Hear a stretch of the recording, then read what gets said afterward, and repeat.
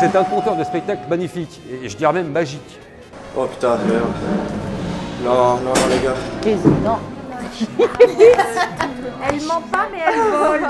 C'est ces documents-là, je vous expliquais tout à l'heure, que mon père a sauvé quand mon grand-père avait dit d'aller balancer les cartons qui étaient dans les bureaux.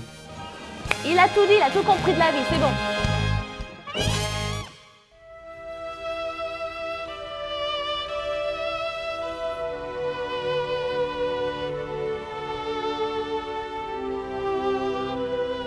Moi j'aime beaucoup les costumes parce que, alors en collection, en matière de collection, les affiches on peut en trouver, des photos on en trouve, même si c'est rare, même des fois il y en a très peu sur certains termes, mais les costumes c'est unique, puis les costumes ils ont travaillé en piste, ils ont vécu. Là-haut il doit avoir à peu près, pour vous donner une idée, il doit avoir 300 costumes, dans les réserves il y a plus de 1500 costumes. Ils ont un historique et puis on sait à qui ils ont appartenu, donc ça donne plus de valeur à l'objet. Là, dans cette vitrine-là, c'est tous les costumes que vous voyez, c'est les costumes de la Perle du Bengale. C'est un spectacle qui avait été fait 2 fois, une fois en 1935, une autre fois en 1955. Donc ils se servaient de la piste nautique du cirque d'hiver où ils mettaient des serpents, des crocodiles, il y avait des nageurs, des nageuses. Je n'ai pas connu ce spectacle, mais il paraît que c'était grandiose. On voit l'affiche qui correspond au spectacle de 1955, une autre affiche là au spectacle de 1935, et le programme de 1935. Et voilà, c'est tous les costumes. Alors il y a les deux années de mélanger en costumes. Tout ce qui est un peu fluorescent, c'est 55, et ça c'est 35 et quelques costumes de 1935. Et ce qui est incroyable, c'est que les costumes sont frais, quoi. Quand je les ai sortis des malles, je les ai posés, je les ai pas fait nettoyer. Enfin, déjà dans le cirque, c'est toujours entretenu. Et on a l'impression on n'a pas l'impression qu'ils datent pour certains de 1935. Ils ont fait le cirque d'hiver, ils ont fait des tournées avec le vent, la pluie, la sueur, la boue. Et c'est vraiment de la qualité. C'était fait que ces grands couturiers à l'époque qui faisaient ça, et c'était de la qualité. Chaque pièce a rapport avec une personne, a rapport avec une époque, a rapport avec. Puis c'est un souvenir. Je me rappelle comment je l'ai chiné, comment je l'ai récupéré, quelle est la personne qui me l'a donné, de qui elle vient. Alors ici, il y a des anciens costumes, très anciens. Ça, c'est ce qu'il y avait sur la tête des éléphants, le tétière d'éléphant. Il y a des photos assez sympas, des photos des dessins, des gravures. C'est une collection qui regroupe beaucoup de choses, que ce soit les costumes, le matériel, les bronzes, tout ce qui a trait au cirque et tout ce qui fait partie aussi du cirque et tout ce qui vient des artistes depuis des générations. Donc oui, c'est une collection complète. Et puis il y a cette très belle affiche de stade du capitaine Buffalo Bill. Alors il faut savoir que dans les années 1890, Buffalo Bill est venu, a fait une tournée en Europe, dont en France, et il est reparti. Et pour les gens, ça avait été quelque chose d'assez incroyable. Et 10 ans, 15 ans après, mon grand-père sont tombés sur un lot d'affiches Buffalo Bill, et ils ont eu l'idée de remonter le spectacle Buffalo Bill. Ils étaient très jeunes, c'était dans les années 20. Donc avec ses frères, ils ont monté un grand chapiteau qui est énorme, vous ferez voir les photos tout à l'heure, et ils ont refait les spectacles de Buffalo Bill. Donc il y avait 3 pistes, enfin, c'était quelque chose d'énorme. Et donc comme ils ont pris le nom, ils n'étaient pas tellement sûrs, c'est assez marrant. Donc normalement c'était le colonel Buffalo Bill, déjà ils l'avaient dégradé, ils avaient mis capitaine, pour être sûr de ne pas avoir, enfin, ils n'étaient pas très sûrs, ils ne vont peut-être pas avoir trop d'embrouille avec ça. Et ce qui est très marrant, c'est qu'ils présentaient tous les soirs Buffalo Bill, et Buffalo Bill était mort depuis plus de 10 ans. Et les gens venaient voir Buffalo Bill, même en sachant très bien qu'il était mort, mais ils voulaient voir ce spectacle qui a été grandiose. Et ils ont travaillé longtemps en province, ils avaient toujours peur de venir à Paris parce que la concurrence était féroce, et ils avaient peur de la presse, et la concurrence ne les voulait pas, tous les grands cirques ne voulaient pas que les Bouglione viennent à Paris. Et ils sont venus à Paris, et à Paris ça a super bien marché, la presse était avec eux, et ils sont restés 3 ans avec ce spectacle-là à Paris. Donc ça a été le premier, c'est ce qui a lancé les Bouglione. Ici, on se trouve dans la loge des danseuses. Et je vérifie si elles n'ont pas perdu de strass de pierre sur leur costume. Si, là, il y en a une. Il faut qu'on fasse attention. Après chaque opening, peut-être pas tous, mais voilà, tu as Regina qui arrive dans la loge et qui vérifie en fait si tu as perdu des trucs, des paillettes, des machins. Alors essentiellement, moi je m'occupe des costumes.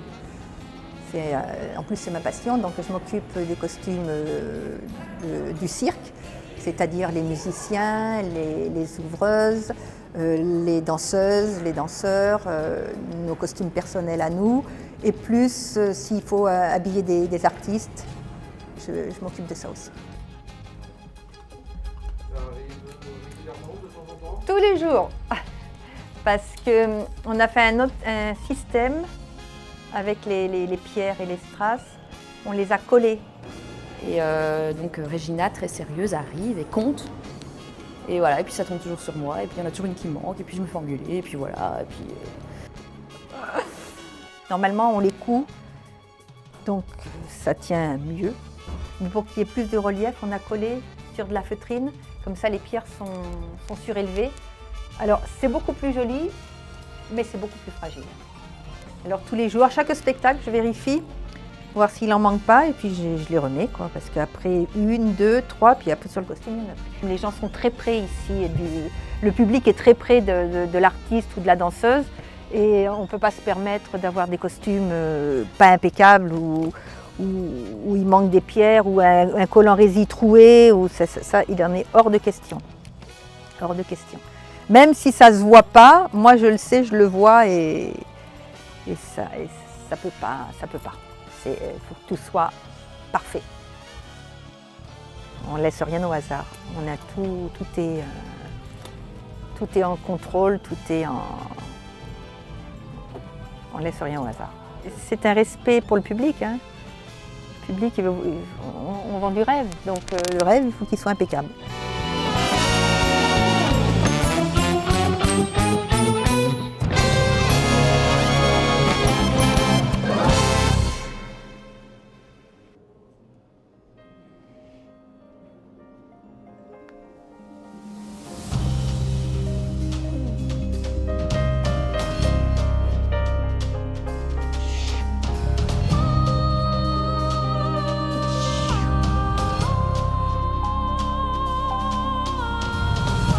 À 13h, je commence ma prépa physique sur les straps et avec les élastiques aussi.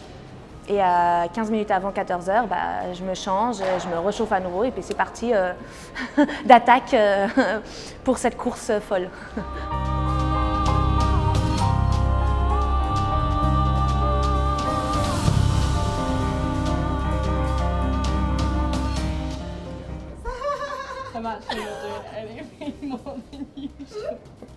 On voit qu'il y a quand même une sacrée ambiance.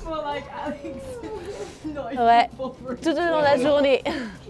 Il n'y a pas un qui broie du noir, jamais. De base, moi, j'ai toujours une joie de vivre, en fait. Je suis quelqu'un un peu folle dans la vie quotidienne, j'adore faire rire les autres, voir si tout le monde se sent bien. On est comme une famille, des grands frères et sœurs. Oh, c'est inexplicable, c'est incroyable. Je n'ai jamais vécu ça ailleurs. Vraiment, ici, dès qu'on franchit le pas de la porte, ça a été tout de suite des connexions entre nous. On a tous des soucis dans la vie, on en a tous des problèmes. Et puis, je pense que ça ne sert à rien de l'amener au boulot. Ça ne sert à rien de miner les autres. C'est contagieux. Donc, du coup, vaut mieux laisser ce manteau de responsabilité à la porte du cirque d'hiver, carrément à la maison, et d'essayer de passer un bon moment parce qu'on est quand même là toute la journée ensemble. On travaille avec beaucoup de monde, de toute nationalité. On apprend tous les jours. Comme je vous l'ai dit tout à l'heure, il y a un grand respect. En plus, quand on est dans la piste et qu'il y a 1500 personnes qui vous applaudissent et qui crient bravo, rien que pour ça, c'est le plus beau métier du monde. C'est énorme. Là, il se fait mal, on vient tout de suite, on donne la crème, ou bien on s'entraide, on se soutient, on regarde comment travaille l'autre, on dit bravo. Enfin, c'est vraiment, on s'aime tous, quoi. On se passe des petites astuces, qu'est-ce qu'on a vu ici et là. Non, c'est génial ici. Qu'est-ce que vous allez manger ce soir? Ouais. Bon alors ce soir, d'ailleurs je sais pas encore. Ah oui, le reste des tortelloni que j'ai acheté, qu'elle voulait me piquer. Oui, elle a dit oui. Ah!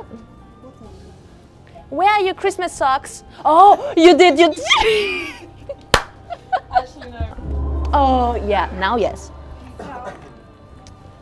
Good job, guys. Well done. 55, let's go. Oh yeah, now it's 20 minutes before action. Ce petit donc, ça veut dire qu'il nous reste 20 minutes pour nous préparer à changer et être en costume. Ça va, beauté? Ouais.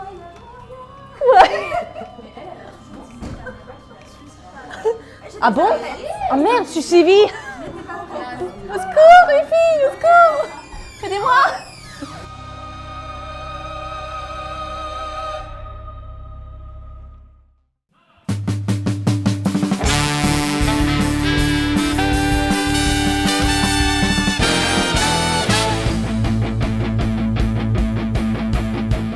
My name is Cian España.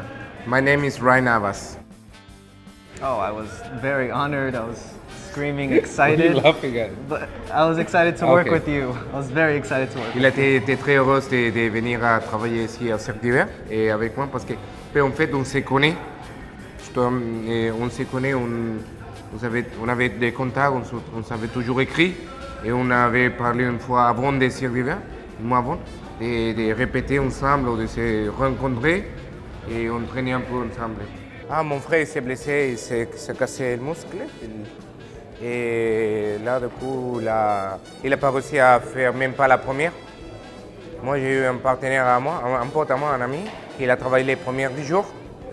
Et là, après, il y a Cian qui est arrivé des États-Unis. On a commencé à s'entraîner et à travailler ensemble.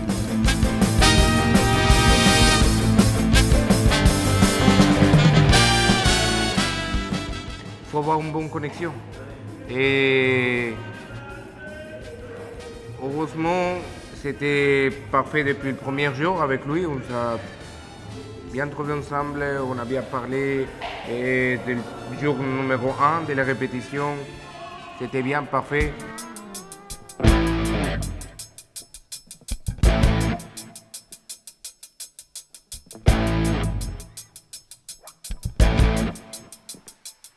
Chaque jour, chaque répétition, on a toujours progressé.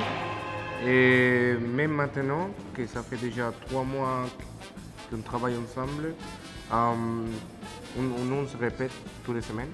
Et chaque répétition, chaque mois, chaque semaine, on fait plus toujours. It opened a lot and it gave me more experience and a much more wholesome feeling, especially working with you and being able to learn so much with this act. Ça donne des opportunités. Aussi, il a donné aussi beaucoup plus d'expérience. Et surtout, lui, il était envie de travailler avec moi depuis beaucoup de temps. Et cette expérience-là, il avait pas seulement des opportunités de travail, non? Surtout des expériences, aussi aussi opportunités pour après aussi, pour nous deux ensemble, parce qu'on va continuer à travailler ensemble. Voilà, pour un artiste de cirque, c'est vraiment important de travailler ici à Cirque d'Hiver pour la carrière. Et pour moi, surtout, c'est très important parce que depuis que j'étais un enfant, j'étais toujours envie de venir travailler ici dans cette piste. Cirque d'Hiver Bouglione, c'est vraiment important pour un artiste de cirque.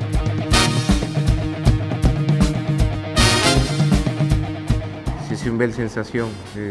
Dans les spectacles, les plus grands spectacles du monde comme Monaco, Cirque d'Hiver Bouglione, pour un artiste de cirque, avoir une standing ovation, c'est Amazing. Amazing, amazing. Every time. Every time.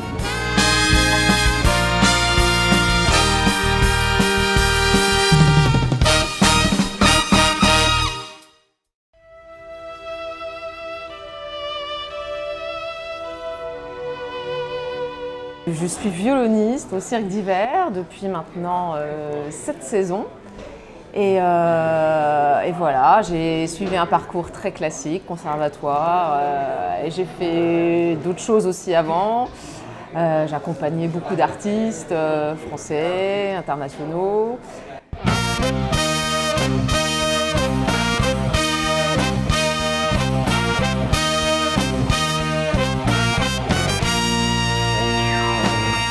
Déjà, je suis très proche en fait, je suis assez proche de la piste vu la position où je suis par rapport aux autres musiciens de l'orchestre.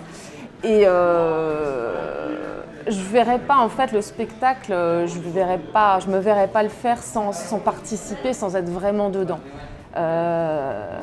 Voilà, c'est quand même du spectacle vivant. Et je pense que nous, il faut qu'on soit vivant aussi, quoi. Donc,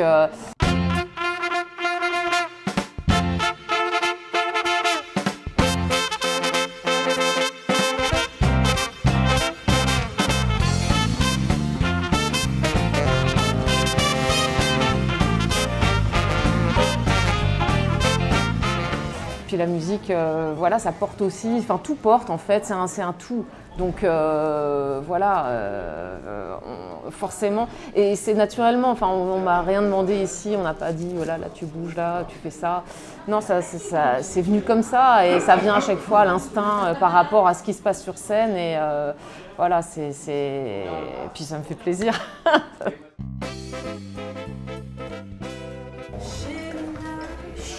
Gemini.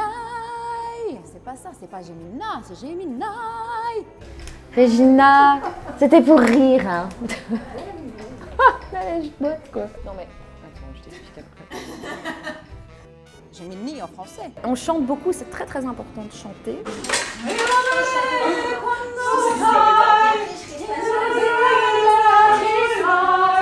Voilà, pour la bonne ambiance. Et ça aussi, bizarrement, ça fait partie de nos... Ça nous réveille, ça nous donne de bonnes... voilà, ça nous permet de rester là et au taquet. On s'échauffe, Regina. On s'échauffe. On est professionnels. Non, en fait, pour l'histoire, c'est qu'en fait, les danseuses, on aimerait revenir l'année prochaine. Donc, on voudrait être réengagés. Du coup, on fait des petits cadeaux. On offre des petites bougies, on a même fait une lettre de motivation pour l'année prochaine. Ah oui, c'est drôle. On balance nos secrets de comment on les achète. Mais ça va pas. C'est un truc à garder secret, ça. Ça, si, ils savent. Ils vont voir forcément la vidéo. Mais on se dit, on essaie de les acheter. Tu sais que je suis pas comme ça. Ils sont pas très sympas au cirque d'hiver. Ils sont pas sympas. Ils sont pas sympas. On veut être là l'année prochaine pour notre talent, notre bonne humeur. C'est mieux. En plus, elles nous engueulent quand on perd des paillettes. Des strass. Oui, parce que c'est moi qui couds et qui colle. Mais on bouge trop, Cécile, elle nous fait décorer en haut, en bas, côté, machin, ça saute, ça va au sol. On fait ce qu'on peut, mais nous, voilà, c'est tout. Regina. C'est pas notre faute. Mais on récupère les paillettes. Hein. Ça, Regina, sois-en sûre, on les met d'un côté pour toi, pour les recoller. Elles sont super, elles dansent très bien. Elles tiennent les loges impeccables. Les costumes sont impeccables. Il y a un petit truc, elle vient de me le dire. Elles sont toujours bien maquillées, elles sont toujours bien coiffées, elles sont souriantes en piste, elles donnent toujours à fond. Leur énergie elle est toujours à 100%. Bon, tout le monde s'aime, il y a trop d'amour dans ce cirque. Ouais, ouais. Malgré les blessures. Ne vois pas. Donc pourquoi ne pas les reprendre l'année prochaine ?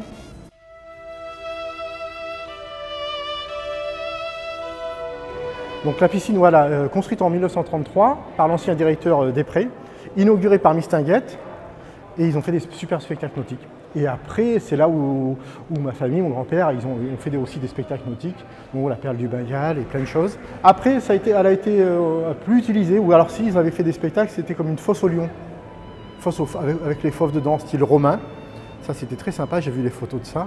Et après, elle a été fermée. Le mécanisme a été refait pour les spectacles de Muriel Armin en 1997 et 98. Donc, toute la machinerie a été refaite, c'était des Detroit, parce qu'il faut savoir que c'est un grille qui descend. Quand il y a l'eau, on voit bien que c'est le grille. Bon, après, dessus, on a un revêtement. Donc, si on enlève le revêtement, si on enlève le plancher au sol, et qu'on la remplit d'eau, on enlève bien sûr tout ce que vous voyez, le matériel et tout ce qui est électronique, elle est remplie d'eau. Et c'est comme ça que la piscine du cirque d'hiver fonctionne. Et là, en appuyant avec la machinerie, on peut baisser ou le périphérie ou le milieu. Et on peut jouer avec les niveaux. Donc c'est ce qui s'est passé sur les spectacles de Muriel Armin. D'un seul coup, elle marchait avec un cheval, et il descendait, le cheval après nageait. C'était génial parce qu'ils pouvaient, les nageuses étaient à 4 mètres, et d'un seul coup, elles pouvaient faire des figures à 20 cm, dans 20 cm d'eau, 1 mètre, jusqu'à 4 mètres. Donc il pouvait avoir des plongeons, il pouvait avoir plein de choses. Et alors il faut savoir que quand il y a l'eau elle arrive ici, là vous rentrez dans l'eau. C'est un espèce de sas, mais vous êtes dans l'eau là. À partir de là, vous avez de l'eau complète. Là, ça c'est inondé. L'eau arrive ici. Pour les spectacles, on se sert que du milieu. Mais si on voudrait remettre en marche toute la piste complète qui descendrait complètement. Et refaire, si on le souhaiterait, mais avec bien sûr des modifications et de la restauration, refaire les spectacles nautiques. Ça serait sympa. Voilà, c'est ce qui commande le tampon, la piscine. Et là, il va avoir que le milieu qui descend. Il a le moniteur pour voir ce qui se passe et en même temps, il attend le top en intercom. Alors ça va descendre, on va pouvoir les apercevoir là et ça va remonter. Là, ça va descendre.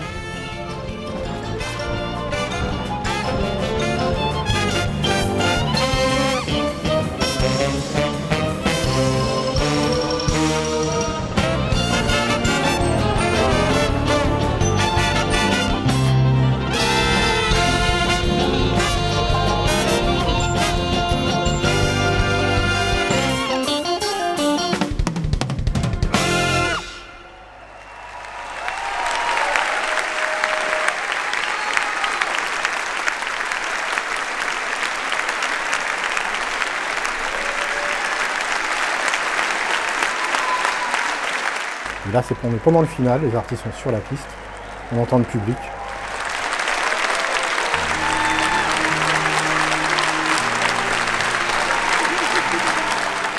On veut être parfait pour eux. Si on ne donne pas du 100%, on n'aura pas ce succès. Il faut être au top et bien sûr que c'est pour eux. Il n'y a pas que le numéro, c'est tout. C'est tout l'ensemble, c'est l'entretien du cirque, c'est les musiques, c'est les lumières, c'est les garçons qui amènent le matériel, c'est tout un ensemble et il faut être à 100% tout le monde, pas seulement que les artistes ou que les musiciens ou que ceux qui font la piste, non, c'est tout le monde, ça veut dire 80 personnes doivent être au top et on y arrive. Et le public réagit. La preuve, c'est qu'au final, il y a 1500 personnes debout quasiment à chaque représentation. Donc voilà, pour nous, c'est le plus beau métier du monde. Enfin, pour moi et puis je pense pour pas mal de personnes ici.